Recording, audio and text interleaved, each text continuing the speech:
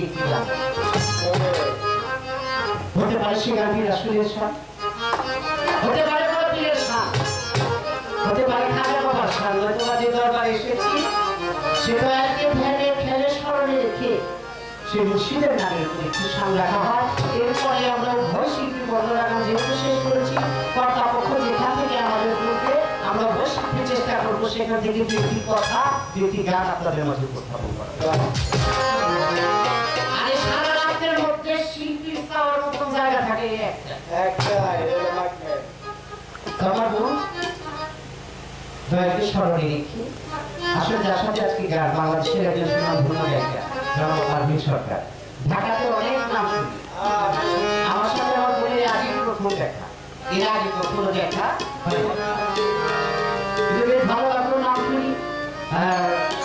আমার সাথে আরো সাহেবের সাথে ওই 2 তারিখ 3 তারিখ গান করে যথেষ্ট ভালো গান করে, ভালো লাগছে। তো পর্যন্ত দয়াকে স্মরণ করে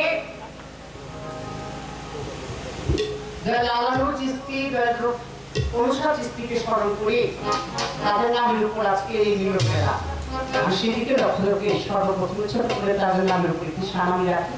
এরপর কর্তাপক্ষ যে দিক থেকে বললে আমরা চেষ্টা করবো দিক থেকে রাখতে।